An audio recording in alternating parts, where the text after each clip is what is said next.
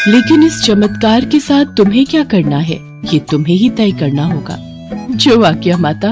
माता रानी की जय। हेमा माँ दुर्गा में बहुत विश्वास रखती थी। उसके घर में धन धान्य की कोई कमी नहीं थी, पर उसकी सास स्वभाव की बहुत कंजूस थी।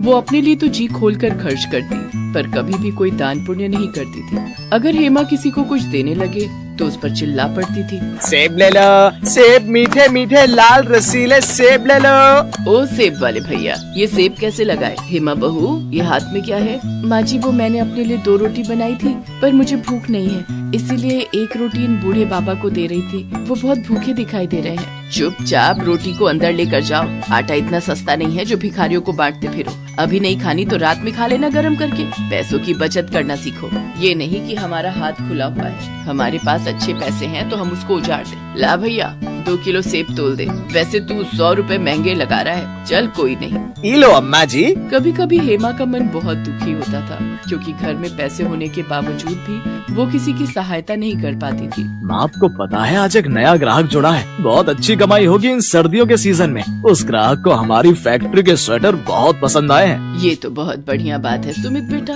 बस तू ऐसे ही खूब पैसे कमाता जा। घर में पैसे जुड़े होते हैं तो किसी बात की कोई परेशानी नहीं होती, बस काम अच्छा चलता रहना चाहिए। सुमित का काम अच्छा चल रहा था, कमाई भी बहुत अच्छी हो रही थी। एक दिन हेमा की सास आंगन में बैठी अपने पर्स में से नोट गिन रही थी, पर वो बार बार गिनती भूल जाती। एक साधु बाबा द्वार पर बहुत देर से खड़े भिक्षा मांग रहे थे। ये नोट गिनते गिनते तंग आ गई। ये नोट है या मुसीबत? गिनती ही ठीक नहीं हो रही, ज्यादा पैसा होना भी मुसीबत ही है। माई, बाबा को कुछ दे दो, बहुत भूख लगी है। अरे बाबा, मैं पहले ही इन रुपयों से परेशान हूँ, ऊपर से तुम परेशान कर रहे हो। जब तक ये नोट मेरे हाथ में है तुम्हें कुछ नहीं मिलेगा। जाओ यहाँ से। तुम पैसों से इतनी परेशान हो, एक भूखे को भोजन देने का भी समय नहीं है। भाई, अगर तुम इन रुपयों से